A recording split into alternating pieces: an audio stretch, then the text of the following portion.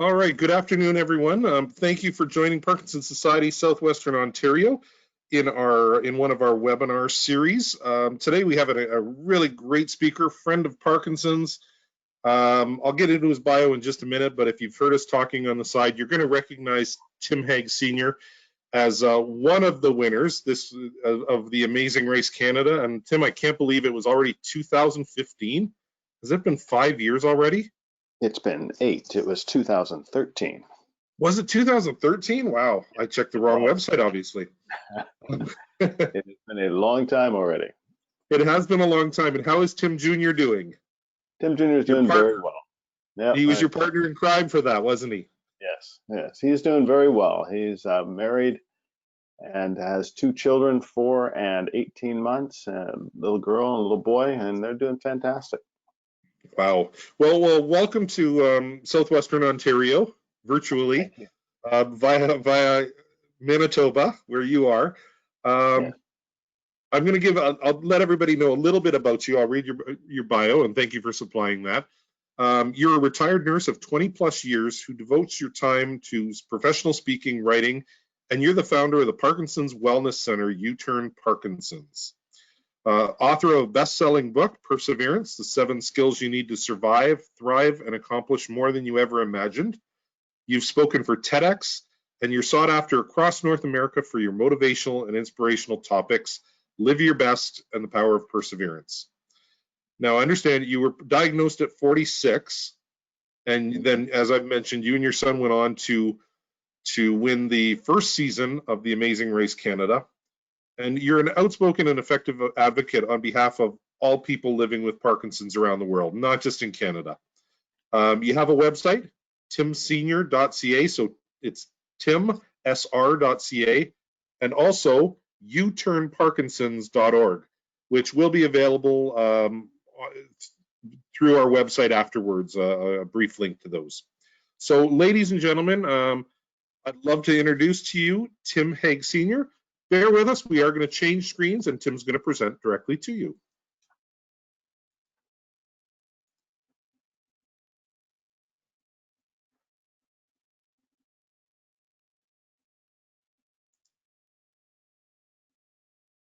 All right, Tim, I'm hoping that went through. There we go. Oh, we're seeing your notes. Yeah, that's I'm going on.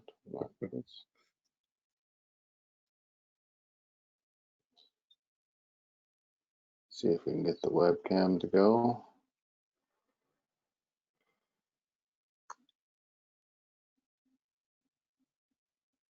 Well, maybe we'll have to.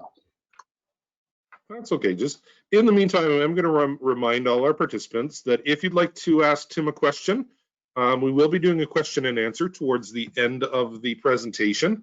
And please feel free to put it in the questions box on your dashboard, and I will answer them or pose them to Tim as they become available.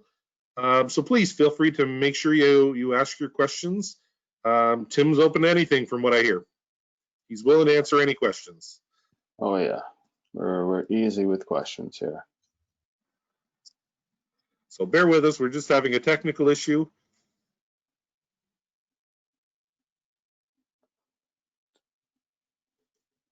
Well, we may have to just go as we are.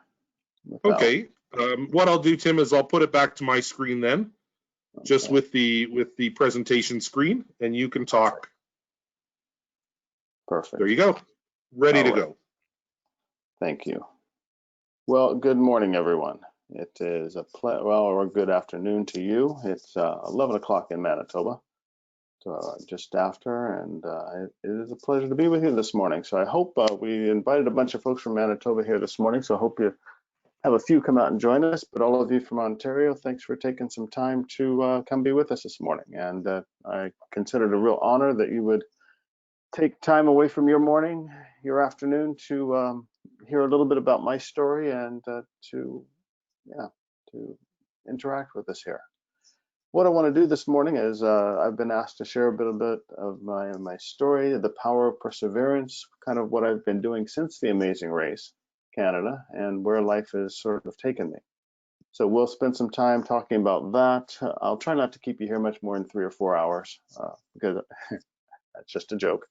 I can talk about these things for a long time, and I hope that you find at least some interest in them, as I do, because of course Parkinson's is I'm very passionate about that. There's lots of things that we do to try to help Parkinson's, and so I hope that it's helpful to you this morning. So let's start back at the beginning. Where did The Power of Perseverance, this book and this whole concept, start from? Well, as many of you may know, if you've followed me for the last number of years, I was diagnosed in 2011 at the age of 46 with Parkinson's disease. It was a challenging moment in life, as we all know. But to be 46, the history was my dad, my adopted father, had Parkinson's. My maternal grandfather had Parkinson's. And so when the diagnosis came around, I had, a very good, clear idea of what this diagnosis might mean for me going forward. And it was tough to adjust to. I was nursing at the time. I had been nursing for 18 years. And it took a bit of time for me to wrap my head around how I was going to move forward with this. I had 4 children. And at the time, they would have been around, I guess, 20, 16, and 12, somewhere in that neighborhood. So, still kids at home, still lots of university and high school to get through. And it was, the first couple of years were really tough. I'm sure that many of you would recognize my first couple of years in that they were probably similar to your experience. There's a lot of depression involved, a lot of anxiety, a lot of trying to figure out what this disease meant for me long term and where we were going to go.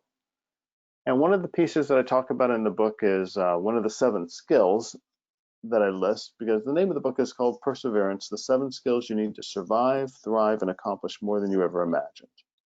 It was purchased and published by Penguin Random House Canada in May of 2018. And the 7 skills, one of the first ones that I list in the book is let go of the happiness myth. And this is really an important piece that I had to grapple with early on and come to terms with. And letting go of the happiness myth in my mind is that ability to say, you know what, life is awfully darn good. And to let go of that idea that bad things should never happen to me. I think we live in a society that often tells us that we need to have more, be more, do more, and that we're always missing something in some regards. And that we're constantly looking for that thing that will leave me happy, that will make me happy. And that if it doesn't make me happy, that we should just kick it to the curb, get rid of it. Well, the unfortunate reality is that, as you well know, Parkinson's isn't going to be kicked to the curb. It's not going to be gotten rid of, not easily. And not usually as in we have no cure for it to date. So then what do you do?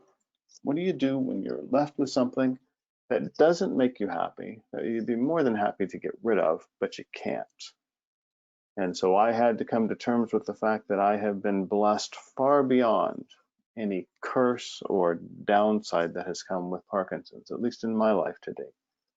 You would have to go way back in my life, some 55 years, to find that I was adopted at birth by a white couple from Kansas. My DNA test now tells me that I am 60% European with a good schwack of English in there, and the other 40% is African with a heavy dose of Nigerian in that aspect. So in 1964, to be adopted by a white couple from Kansas was a fairly substantial, significant step. Trust me when I say there were not a lot of people lining up to adopt what were called biracial babies back in the day. And the fact that my parents went on to adopt not only me, but an additional 5 babies just like me was astounding. And it has drastically affected my life, thinking about that as I've grown. And as I face Parkinson's, it had a specific impact in showing me, bringing back the reality that I have been so blessed in my life. My parents not only took me in, made me a part of their life and made me a part of their family, but, did all the stuff, fed you, clothed me, put a roof over my head, got me through education, got me through junior high and high school. And trust me, folks, that was a challenge. And I went on to, I had the opportunity to meet a lovely Canadian girl, eventually moved to Canada, and was given a life that lots of kids aren't lucky to have. And so when it came right down to it, and I was having my little bit of a battle with God about why Parkinson's would be allowed in my life, I came to the conclusion that this has to be just a blessing, that I can't allow it to be a curse. I have spent so little time in life being grateful for all the things that I've been given. How could I be frustrated and angry over this part of my life, especially when you consider that that Parkinson's very specifically led to me getting on the Amazing Race Canada. And in that aspect of the book, I talk about understanding the nature of luck and how we need to cease striving. But without Parkinson's, I very likely would have never been on the Amazing Race. My wife was always a fanatic of the race. She absolutely loved it, watched all the American shows, and it always said if it ever came to Canada that we were going to apply for it. Well, it did. And she came to me and said, you know, we're going to apply for this. So she goes and looks into it and comes back and says, we can't do this. We can't be gone from the kids for 5 weeks in a row with no contact back home, but you and Tim Jr. can apply. And so after a very long discussion, we ended up applying. And as you know, we made it on the race because of my Parkinson's. We beat out 10,000 other teams to be chosen to be a part of that first season. We managed to hit 2 non-elimination legs in the race, which means that if you come in last, you get sent home, but on a non-elimination day, they spare you and allow you to stay in the race. Well, we got spared, stayed in the race, and even though we looked terrible throughout the course of the race, I always just put it very simply that we sucked. And that, you know, nobody expected us to win the race. If I were able to get a show of hands today and ask you how many of you thought the Tims would go on to win the race, assuming you'd had the opportunity to watch the race, there would maybe be one hand in the audience go up. There's always that one that feels pity for me and says, no, I thought you would win. But the reality was we never gave you any indication that we would be successful. Yet we chose to hang in. We chose to simply do our best every day. And in the end, it produced a win that absolutely stunned most of Canada. And I mean, that translated into life, and that coming out of the race, Parkinson's Canada invited me to come to the World Parkinson's Congress that they were helping to host in Montreal in 2013. I gave a 5-minute speech there at the World Parkinson's Congress, and that literally launched me on a speaking career that has taken me around the world. I have spoken in,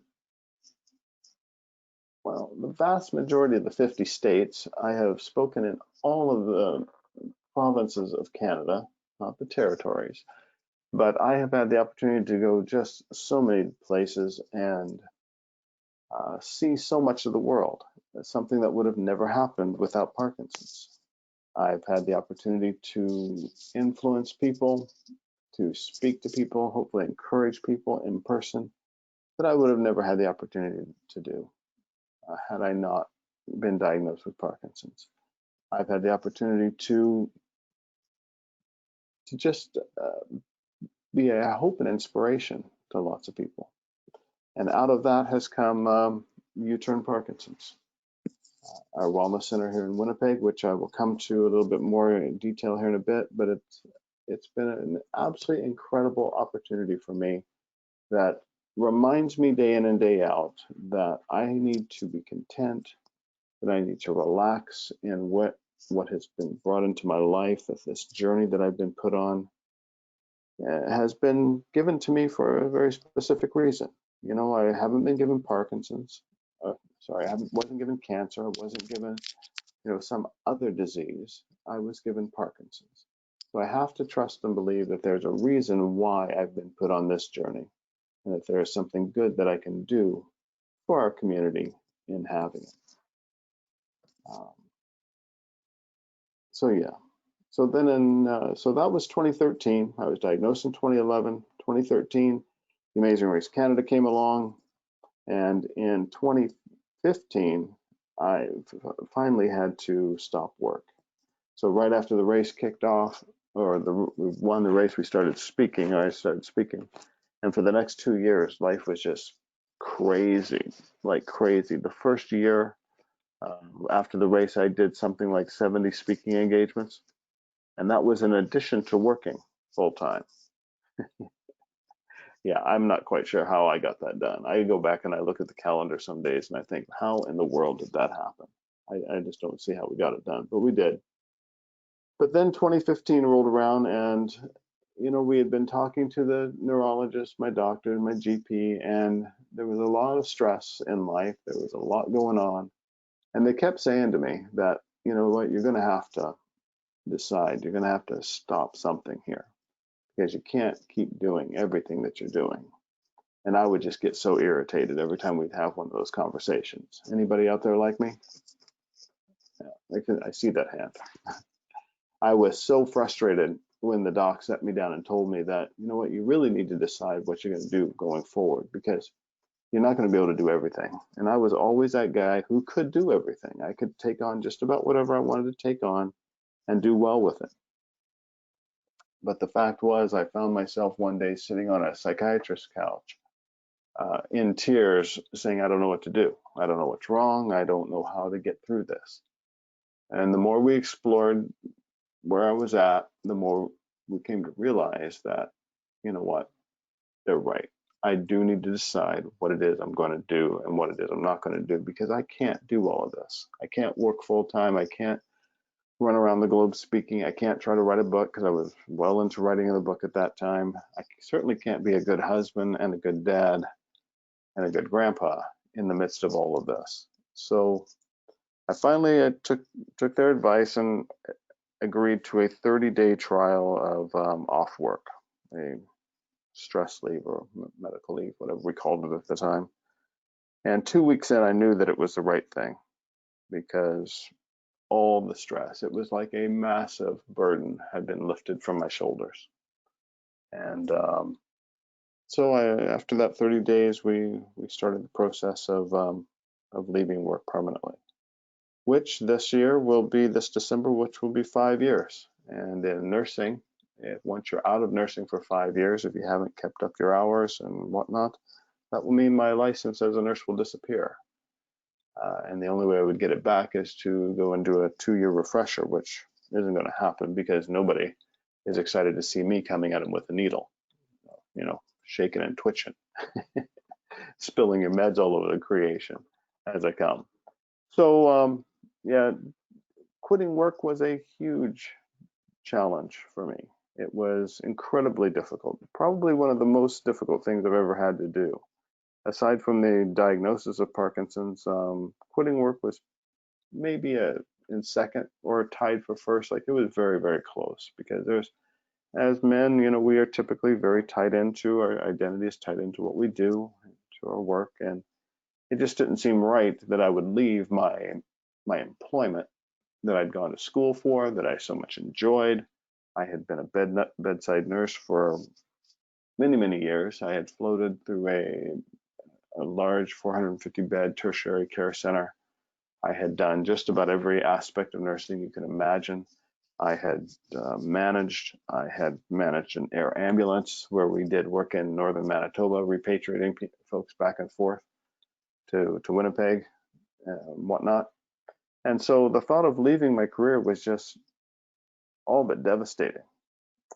But it was, in the end, the right thing to do. And I'll never forget how one of my physicians put it to me. He said, you know what, you can do what you're good at. And I was good at both of these things, both nursing and speaking, but he was referring to the speaking and the advocacy work. So you can continue doing what you're good at and will actually help probably more people in the long term. Or you can quit that and do nursing, which will continue to help people, but which is it? And the push was to go the advocacy route. And in truth, that has been the best for me, for my health. It has allowed me all that I need to live well with this disease. I can work out. I can do all the things that we're told to do and still have my afternoon nap and not have a boss who walks into my office and says, "Why are you asleep on your desk?" Okay, I never fell asleep on my desk, maybe at my desk, but it has nonetheless been the right decision. And although it was difficult and hard, it was the right thing for me to do, and it was the right time for me to do it. Looking back, the one thing that I probably would have changed, knowing what I know now, is I probably would have started my medication sooner. I was that guy who did not want to intervene early. I did not want to start medication early. I was concerned about dyskinesias and whatnot with the levodopa. And I look back now and I wish I'd started sooner. Simply because I think, and I mean, I could be wrong about this, but I think that I probably would have gotten more time at work had I done that. It would have probably given me a little bit better quality of life. It probably would have given me a little bit more control emotionally and mentally over my disease, and probably would have allowed me to stay in work a bit longer. And if that even had been a year or two, I think it would have just been helpful for me, because Freedom 50, I retired at 50, just seems ridiculously young to be retiring from nursing. But nonetheless, I did what I did and took the decisions that I did, and I can't look back on that in disappointment or grief or anything beyond just a reflection of what I might have done differently. I did what I did, and life has been nonetheless very good. In 2016, of April of 2016, coming out of 2015 now, I've had a lot of time speaking, had a lot of time traveling. I've seen lots of Parkinson's communities now. At this point, I've seen lots of different organizations. I've had the opportunity to speak for just about all of them, whether that be the Davis Finney Foundation, Brian Grant, or Northwest Parkinson's Foundation, folks down in Texas, Parkinson's Voice, APDA out in New Jersey, Minneapolis, just all over the country and across Canada. By this time, I've seen what seems to work and what seems to be a struggle within the Parkinson's community. And so we felt it was important that we do something here in Manitoba. There was Parkinson's Canada was here at the time, but no matter where I looked across Canada or the US, I didn't really see anybody doing what aside from a couple of specific instances, I didn't see anybody doing really what I felt needed to be done. And so we founded U-Turn Parkinson's, struck a board, applied for charitable status, took our time in attempting to build a community here and trying to get it right. So in time, we kicked it off, and we have had a fantastic journey these last 4 years now. And I'll come back to U-Turn and give you a bit more detail as to what we're doing with U-Turn Parkinson's. But why we named it U-Turn Parkinson's, people sometimes ask. They say, "Oh, it's a bit of a different name. What's that about?"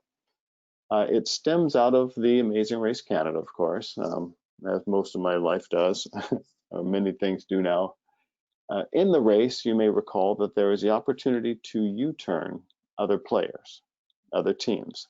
And that means you come to a certain point, you can stick their face, a picture up on a board, and make them go back and do another task. And the goal of that is to slow them down and hopefully eliminate them from the race or get them kicked off the race. And so you may recall that in leg 4 in Regina, Saskatchewan, it was an epic day for the Tims. We managed to catch body break Joanne McLeod and Hal Johnson at the U-turn board. And we U-turned them and sent them back and forced them to do another task that day. Well, ultimately, or at the end of the day, that put them out of the race. And you can go back, if you haven't watched the show, you can go back and watch it on my website. It's at timsenior.ca. But it was an epic day, just absolutely epic story. They were huge, physical activity fans, leaders in the community, up against a couple of doctors who were self-professed non-athletes. And the docs, as we call them, absolutely took that day, left body break, as we like to say, broken on the field of sport. and sent them home that day. So we decided that when considering what to call U-Turn, our charity, that we would call it U-Turn Parkinson's, because the whole goal of the U-Turn was to slow another team down or see them eliminated from the race. And we want to slow Parkinson's down and ultimately see it eliminated from life. And it stuck. You know, it's kind of cool. We appreciate that. So we hope to help people live their best. Our vision is to help them live their best with Parkinson's and to empower them in their pursuit of wellness. Help them have all that they need to feel successful and succeed through life and with Parkinson's. So we kick things off there. 2 years later, 2018, I published my book, Perseverance, and it just took off. I, again, am so very pleased with how well that has done. The people around the world who have said that they've taken inspiration from it and encouragement from it. And that is just, again, a huge blessing to me that we can be of help to people around the world. And through that, we've talked about those 7 skills. The let go of the happiness myth, understanding the nature of luck, that sometimes we just get lucky. And in the race, we got lucky. Cease striving, that idea of letting go sometimes and not attacking life like we attack the race. This idea of, by God, I'm going to win this thing no matter what it takes. We tried that with the race, simply didn't work. Taking every advantage when the speaking career presented itself, we took the advantage, the opportunity to hopefully be an inspiration and to help people. The disability, accept limits. Parkinson's puts limits on our lives. It simply does. It will not allow me to continue nursing. It has changed my world. But that doesn't mean that I can't still find opportunity, take opportunity, and be successful in my life regardless of Parkinson's. It allows me to find community.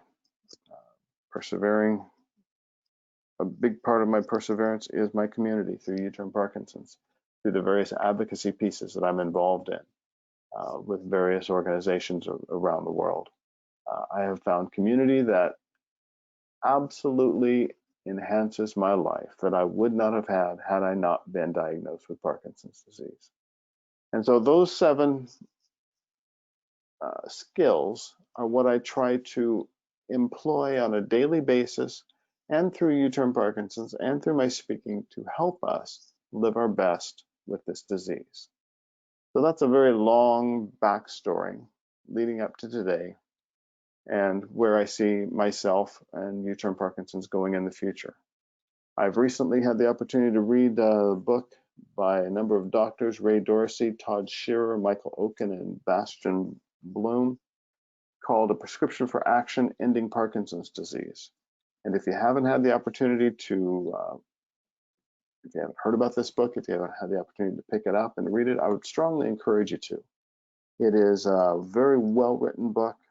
It's easy to read. I was at first concerned that, a bunch of PhDs and docs writing, and it might come off very heady and difficult to understand. That's not the case at all.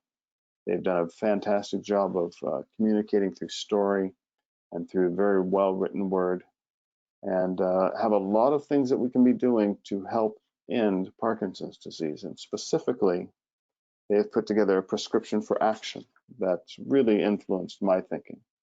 And the PACT, they call it, P is for prevent, A is for advocate, C is for care, T is for treat.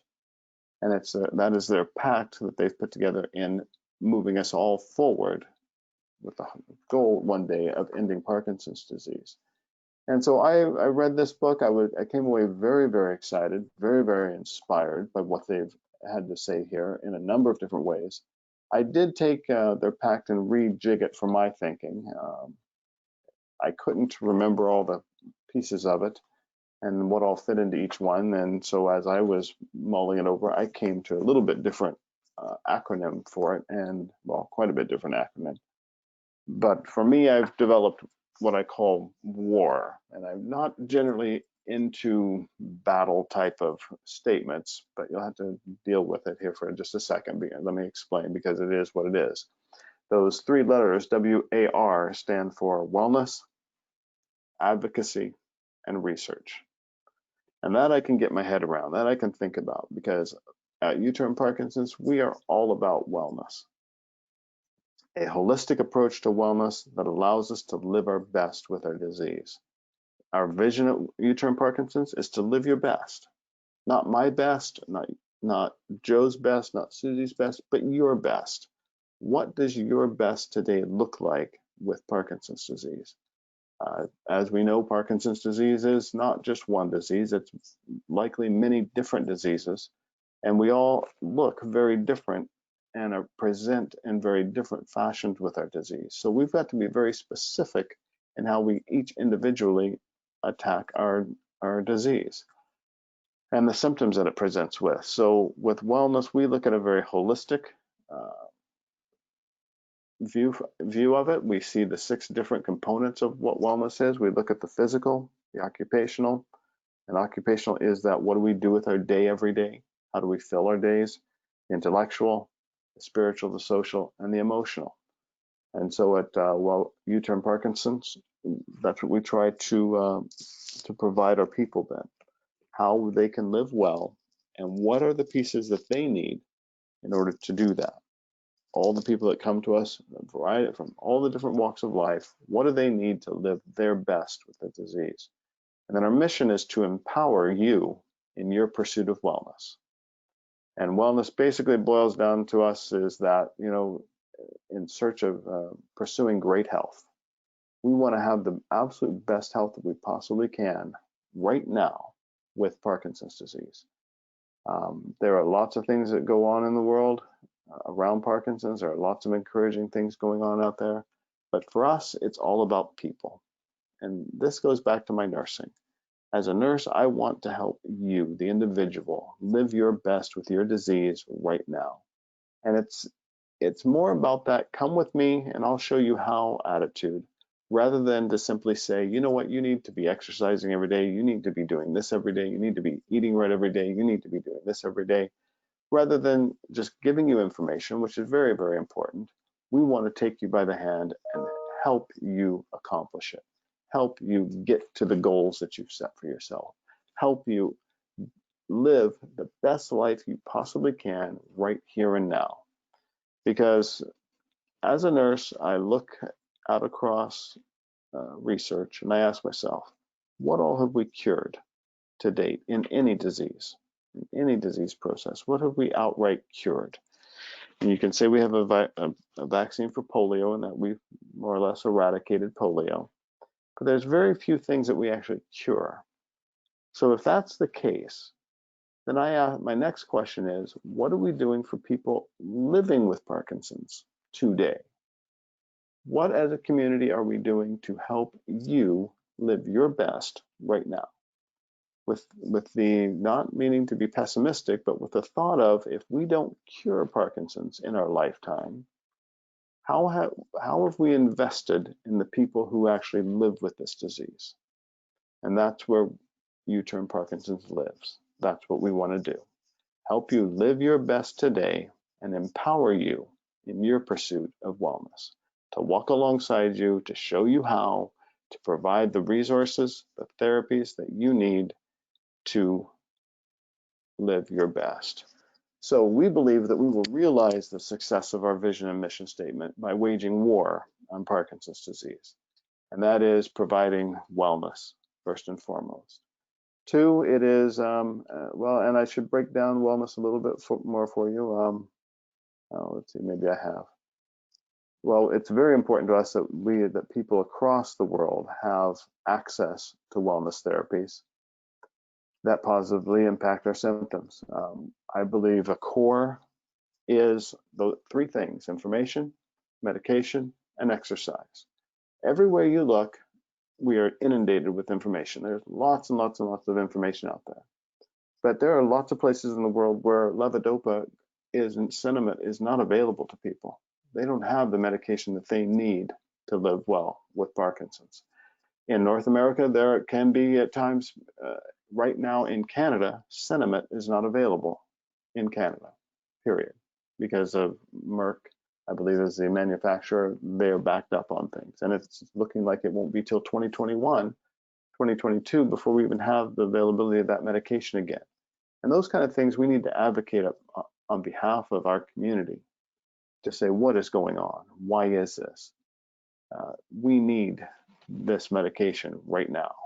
So information, medication, and exercise. I see those as the core pieces that we need to make available to people with Parkinson's.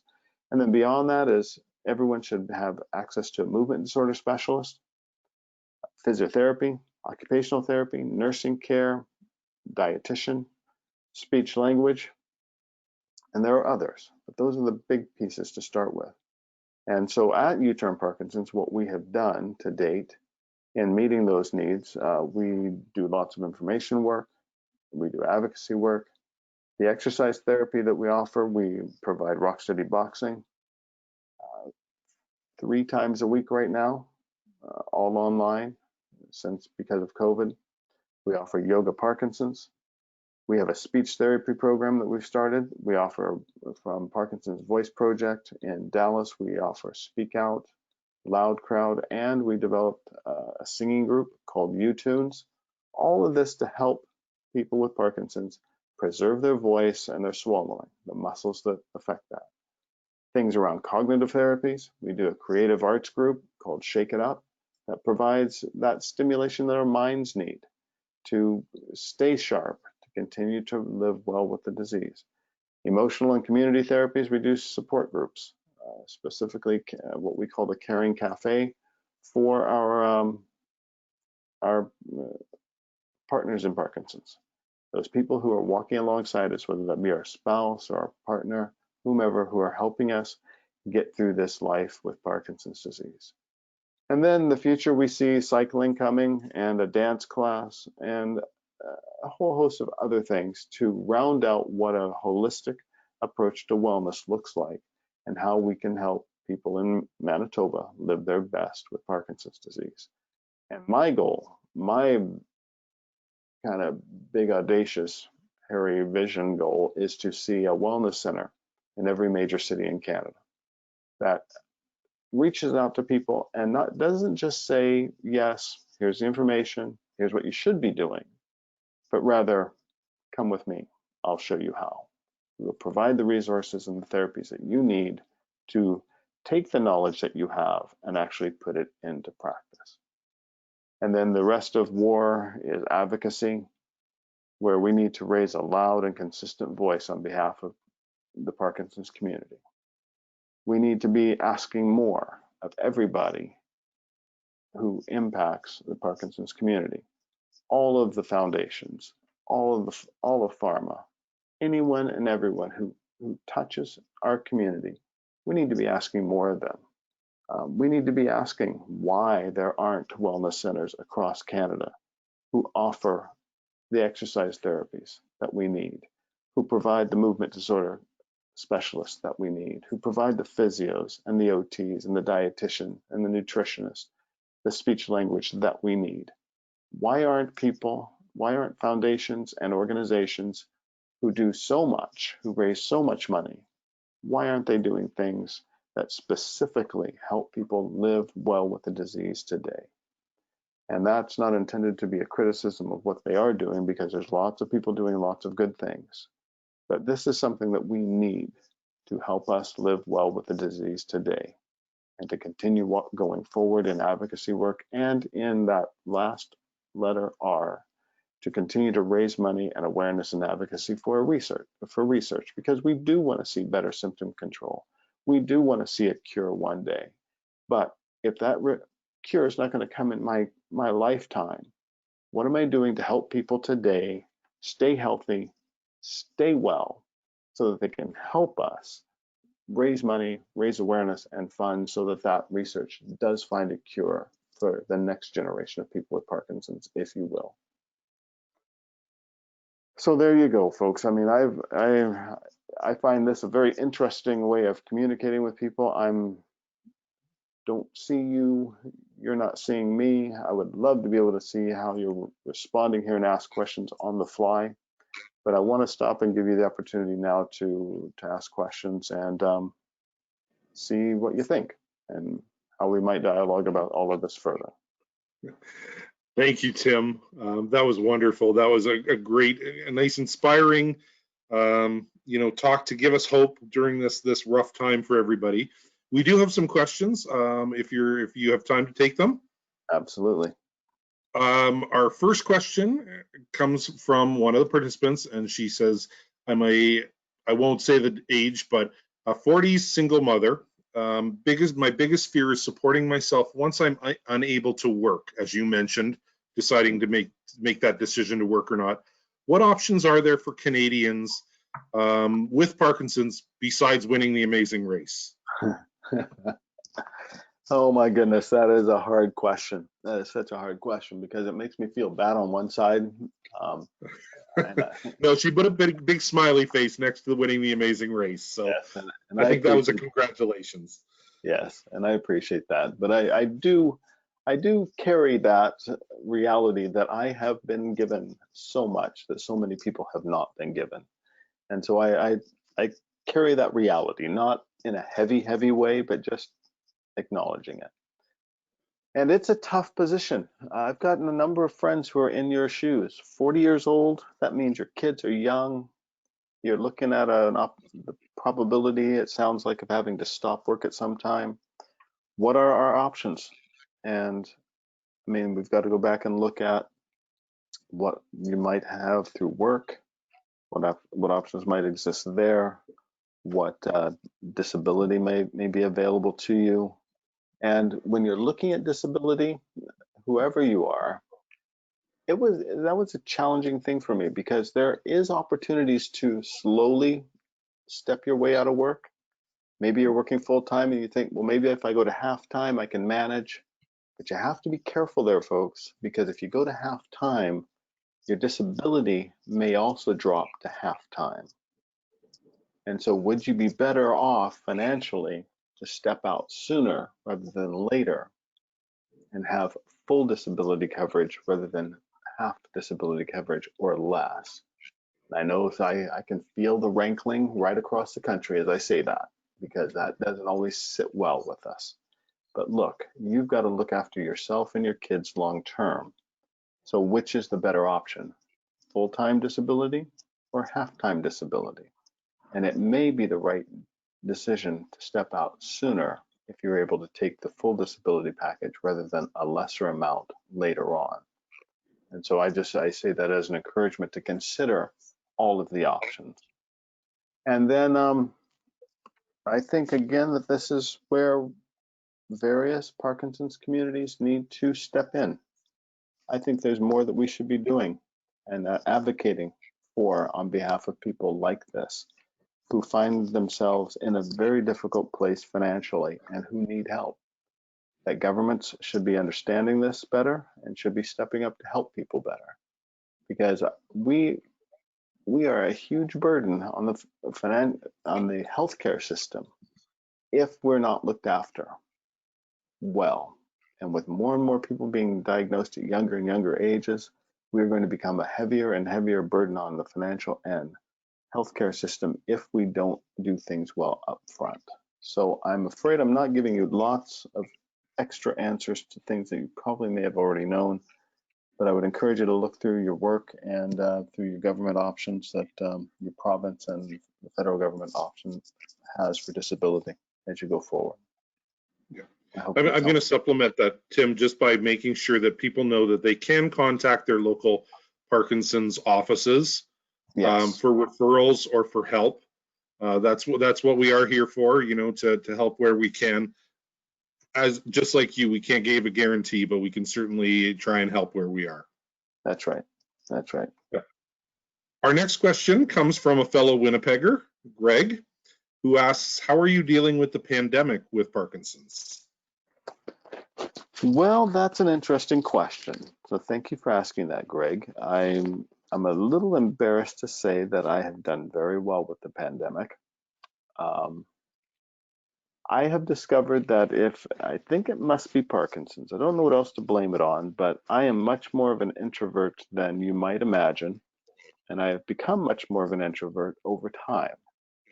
Um, I have found this time of not being able to go anywhere, of being forced to stay home, of not having extra work to be extremely beneficial to me. It has allowed me to relax and to just be at ease in ways I have not been for a long time. And I confirm this with my wife. People will ask her, and she'll say it's the happiest I've been in a long time.